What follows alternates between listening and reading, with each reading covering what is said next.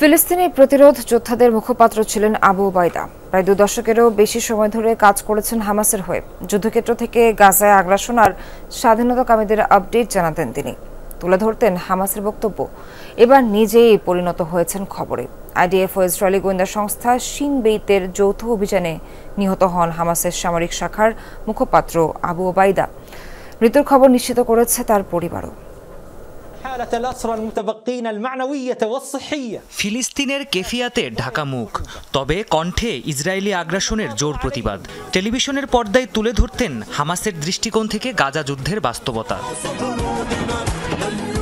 রহস্যময় এই ব্যক্তি হামাসের সামরিক শাখা আল কাসিম ব্রিগেডের মুখপাত্র আবু ওবায়দা। ক্যামেরার সামনে সাহসের সাথে প্রকাশ করতেন ইসরায়েলের বর্বরতা। তাই সত্যিকারের পরিচয় কখনো প্রকাশ না পেলেও মুসলিম বিশ্বের বহু মানুষের মনে জায়গা করে নিয়েছেন তিনি। আবু ওবায়দার পুরো নাম হুদাইফা সামির আবদুল্লাহ আল কাহলৌত।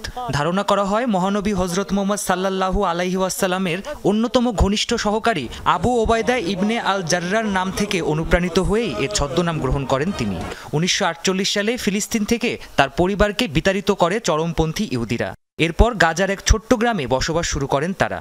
এক সাক্ষাৎকারে তিনি জানিয়েছিলেন সে সময় প্রায় 20 বছর বয়সী এক তরুণ ছিলেন তিনি। এ থেকে তার বর্তমান বয়সেরও কিছুটা ধারণা পাওয়া যায়। 2 দশকেরও বেশি সময় ধরে হামাসের হয়ে কাজ করে আসছেন আবু ওবায়দা। সর্বপ্রথম 2004 সালে সশস্ত্র সংগঠনটির মুখপাত্রের দায়িত্ব দেখা যায় তাকে। তবে 2006 সালে ইসরায়েলি সেনা সদস্য গিলাদ সালিদকে জিম্মি করার ঘোষণা দিয়ে বিশেষভাবে সামনে আসে তার নাম। এরপর বিভিন্ন সময় নিজ বক্তব্যের কারণে আলোচনা সমালোচনার কেন্দ্রে পরিণত হন এই হামাস কর্মকর্তা। 2023 সালের অক্টোবরে ইসরায়েলে হামলা চালায় হামাস। সে সময় সারা বিশ্বের সামনে হামলার প্রকৃত কারণ তুলে ধরেন ওবায়দা। জানান ইসরায়েলি বাহিনীর গাজা ডিভিশনকে ধ্বংস করতেই হামলা পরিচালনা করেছিল হামাস। শুধু ইসরায়েলের বিরোধিতাই নয়, এক বক্তব্যে গাজায় ত্রাণ পাঠাতে ব্যর্থ আরব বিশ্বের দেশগুলোকে কঠোর সমালোচনাও করেন তিনি।